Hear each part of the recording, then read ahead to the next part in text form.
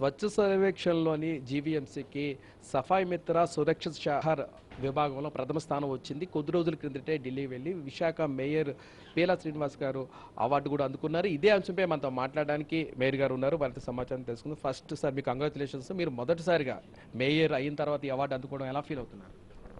ఇది రూల్గా మా వర్కర్స్ కానీ దీంట్లో భాగస్వాములు అయ్యారు కాబట్టి ఈ అవార్డు వచ్చిందని నేనైతే భావిస్తున్నాను.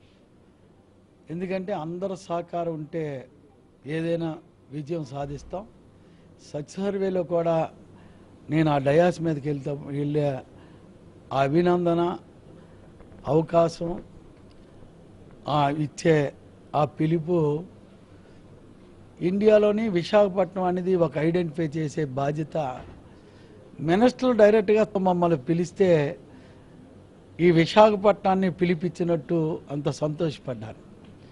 ఎందుకంటే విశాఖపట్నంలో నాకున్న తక్కువ టైంలో అయినా నేను గుడ్ మార్నింగ్ ప్రోగ్రాం కానీ యోగా ప్రోగ్రాం మోడీ గారి నాయకత్వంలో చంద్రబాబు నాయుడు గారు ఆదేశాల మేరకు జిల్లా కానీ రాష్ట్రంలో ఒక ప్రపంచ పటంలో పెట్టే భాగ్యం బాధ్యత విశాఖపట్నం గడితో నాకు కూడా ఒక పౌరుడిగా ఈ విశాఖపట్నం నుంచి ఒక మేయర్గా నాకు కూడా అవకాశం వచ్చిన దానికి నేను గర్వపడ్డాను.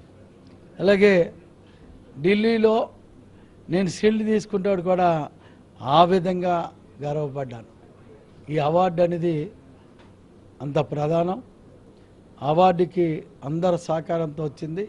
ఇంకా భిన్నంగా ఈ విశాఖపట్నం విధానాలకి అనుకూలంగా మేము పనిచేసే బాధ్యత ఉంది.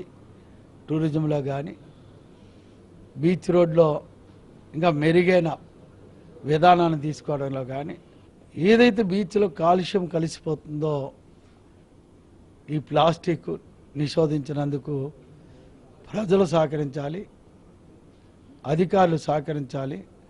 ఎవరి బాధ్యతలు వాళ్ళు చేస్తే విశాఖపట్నానికి అందరికీ మంచి పేరు వచ్చే విధంగా ఉంటుంది. సార్, ఇది విశాఖపట్నం విశ్వనగరంగా అభివృద్ధి చెందాలంటే జీవీఎంసీ పాత్ర చాలా ప్రధానమైనది. మేయర్గా మీరు వచ్చిన కొన్ని చర్యలు తీసుకుంటున్నారు. అయినా సరే కొన్ని ఇబ్బందులు వస్తున్నాయి. ఇప్పటికీ కూడా కొన్ని ప్రాంతాల్లో వాటర్ రావట్లేదు, మురికి నీరు సమస్య కూడా. అవన్నీ మీరు ఎలా అధిగమిస్తారు?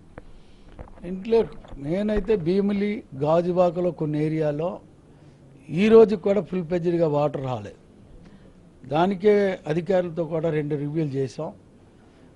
ఇమీడియట్గా పాత పైప్ లైన్స్ ఏ ఉన్నాయో అప్గ్రేడ్ చేయమన్నాం. అప్గ్రేడ్ చేస్తే వాటర్ వెళ్తుంది. మనకు వాటర్ పొజిషన్ కూడా చూసాం. ఈరోజైతే వాటర్ పొజిషన్ మన ఫుల్గా ఉంది. దీన్ని ఎంత టైం ఇవ్వచ్చు? మోటార్లు కూడా ఆల్టర్నేట్ చేయాలి. ఏది ఉన్నదంటే స్పీడ్ మోటార్ చేయాలి. ఆ టైంలో ఎక్కువ టైము ఫిల్లింగ్కి తీసుకుంటున్నాయి.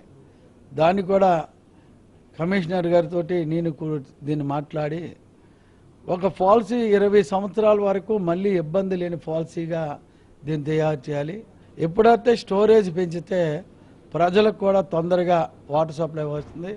సార్, ఇది వర్షాకాలం వచ్చింది అంటే సీజనల్ వ్యాధులు ఎక్కువ అవుతాయి కదా, ఇలాంటి కాకుండా ఉండేందుకు జీవీఎంసీ తరఫున మీరు ఎటువంటి చర్యలు తీసుకుంటారు?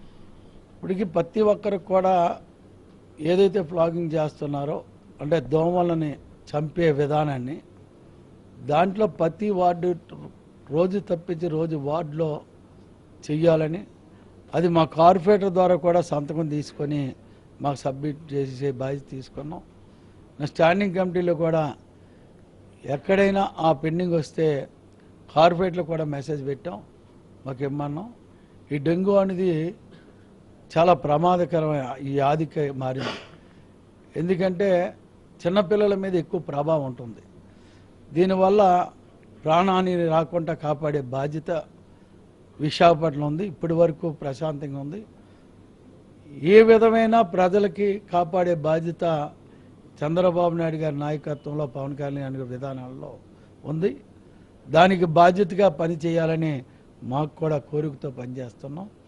ప్రజలకి అందుబాటులో ఉన్న పాలన తెలుగుదేశం పాలన ఎప్పుడు కూడా ప్రజల దగ్గర శభాష్ అనిపించుకునే ఒక మేయర్గా మీ ద్వారాగా తెలియజేస్తున్నాం. Thank you very much sir. ఇది మొత్తం మీద పరిస్థితి. స్వచ్ఛ సర్వేక్షణ విభాగంలో కూడా అవార్డు వచ్చినందుకు చాలా సంతోషంగా ఉందని, విశాఖపట్నాన్ని విశ్వనగరంగా అభివృద్ధి చేస్తామని మేయర్ పీలా శ్రీనివాస్ అంటున్నారు. వీడియో జర్నలిస్ట్ విజయ్తో రామకృష్ణ, ఏబిఎన్ ఆంధ్రజ్యోతి, విశాఖపట్నం.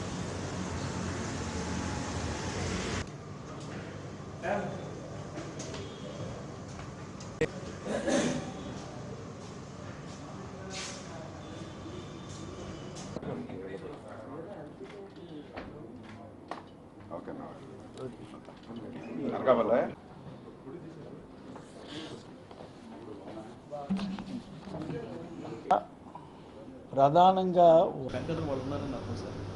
వాళ్ళే నడిపిస్తున్నారు. ఓకే.